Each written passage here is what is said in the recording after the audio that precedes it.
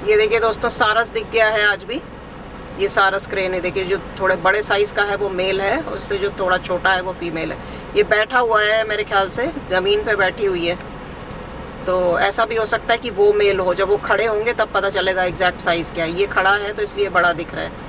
अब ये वही सारस है सिंगल वाला जो उस तरफ था वो इधर आ गया है, या फिर इधर भी 2 सारस के पेयर थे। मतलब टोटल 4 सारस क्रेन रोड के इस साइड पर भी रहते थे, काफ़ी बार दिखाया है मैंने आपको। तो ये वो वाले भी हो सकते हैं, लेकिन ये दोनों साथ में हैं। नॉर्मली सारस क्रेन ऐसे ही पेयर में ही चलते हैं।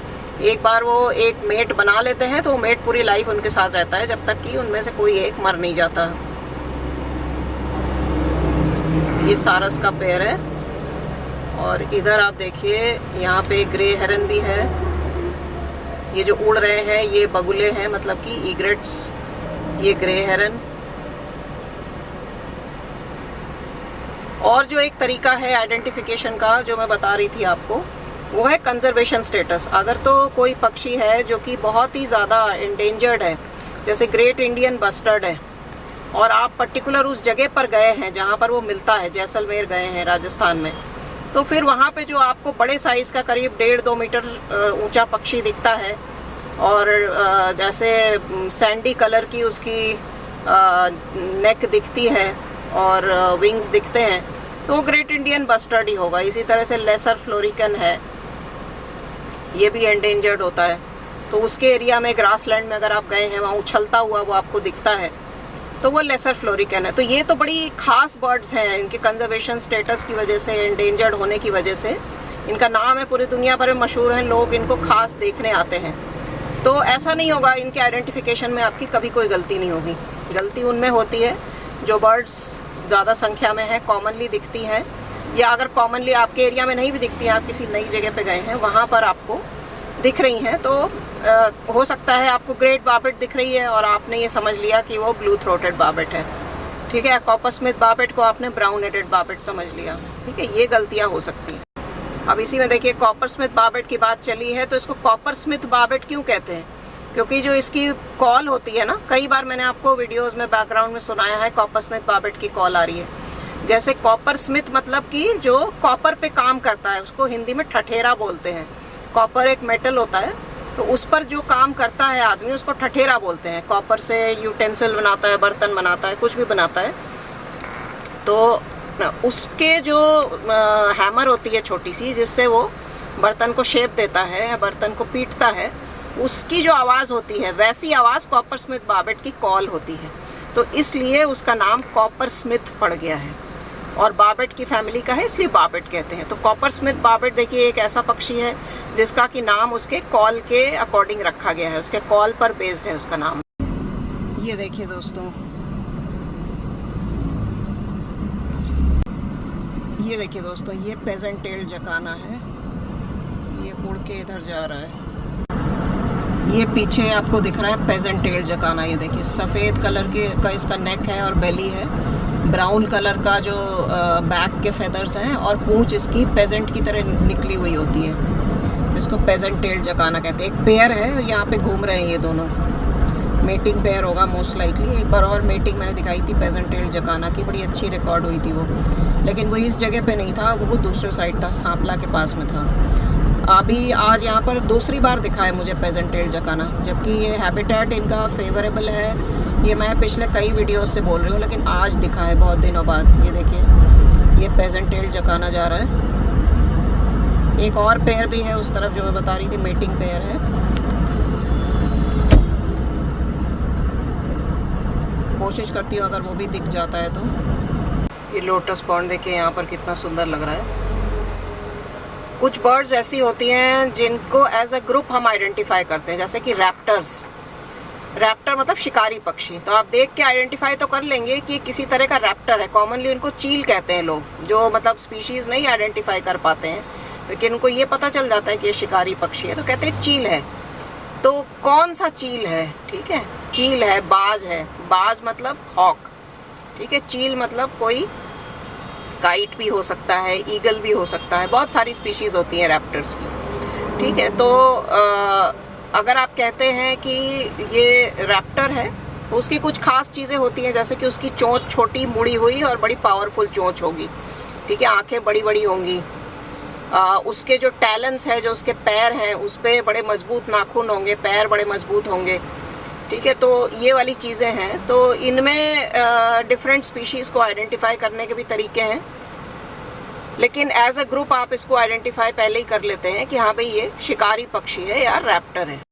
ये दोस्तों पेजेंट टेल जकाना का जुवेनाइल है। देखिए यहाँ पे पेजेंट टेल जकाना का एक पेयर दिखा है आज मुझे, और अभी मैंने शॉर्ट्स भी बनाया है फ़ोन से। अगर तो वो अडल्ट जकानास दोबारा नहीं दिखे तो शॉर्ट्स को ही अटैच कर दूंगी। ये लेकिन जुवेनाइल दिख गया, देखिए पेजेंट टेल जकाना का जुवेनाइल है, और जुवेनाइल दिखना और भी ज़्यादा अच्छी बात होती है।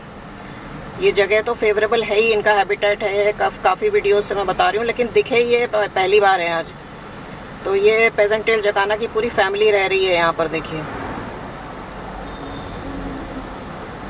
बहुत अच्छी साइटिंग है पेजेंट टेल जकाना। ये देखिए अच्छे से देखिए, ये देखिए इसके नेक पर ये ऐसे पीले कलर का होता है। अभी तो ये फुल्ली डेवलप नहीं है, एडल्ट में ही, और बहुत ब्राइट कलर का दिखता है। और मेल्स की पूंछ लंबी होती है। जकाना जो है पॉलीएंड्रस होते हैं, मतलब फीमेल जो है कई मेल्स के साथ मेट कर सकती है, और जो मेल होता है वो बच्चों की देखभाल करता है। ये बहुत अच्छी साइटिंग हुई है। पिछली बार भी यहाँ वुली ब्लैक नेक स्टॉक दिखा था, वो भी बहुत अच्छी साइटिंग थी। आज वो नहीं दिखा तो ये जकाना दिख गए। ये बहुत अच्छी साइटिंग मानी जाती है। देखिए अब देखिए दोस्तों, ये जो पेजेंट टेल जकाना का जुवेनाइल है, इसके नेक पे जो ये पीले रंग का या गोल्डन कलर का एक पूरा स्ट्रिप सा बना हुआ है, इसी से इसकी पहचान है। वरना जो इसका जो साइज़ है, इससे कॉमनली कोई इंसान ये सोच सकता है कि कोई सैंड पाइपर होगा। जिस तरह का इसका मूवमेंट रहेगा नेक का, या फिर इसका साइज़ जो एवरेज है वो सैंड पाइपर जैसा आपको लग सकता है। तो एक कन्फ्यूजन हो सकता है आपको कि ये पेजेंट टेल जकाना का जुवेनाइल है या फिर ये सैंड पाइपर है। लेकिन जो इसके गर्दन पे गोल्डन कलर का जो स्ट्रिप है, उससे ये पहचान में आ जाता है कि भाई ये पेजेंट टेल जकाना है, सैंड पाइपर नहीं है। यहीं पर एक दूसरा भी था जुवेनाइल, 2 हैं, ठीक है। ये वाला बैठा हुआ है इसी जगह पर, तो मैं इसी पर फोकस कर रही हूँ। ये देखिए पेजेंट टेल जकाना है। एक और मैं उड़ के जाते हुए अभी देख रही हूँ। देखिए दोस्तों, दोनों पेजेंट टेल जकाना के जुवेनाइल यहाँ पे दिख रहे हैं। तो मतलब पूरा फैमिली था, 2 अडल्ट थे और ये 2 जुवेनाइल हैं। अब जैसे बारिश होगी या अगर कोई मतलब कोई एनिमी, कोई रैप्टर, कोई शिकारी आसपास घूम रहा होगा, तो जो इसका मेल जो पार्टनर है, जो इनका फादर है, वो बच्चों को अपने पंखों के नीचे छुपा लेता है। तो आपको ऐसे लगेगा कि पंख के नीचे से और 2-2 पैर एक्स्ट्रा निकले हुए हैं।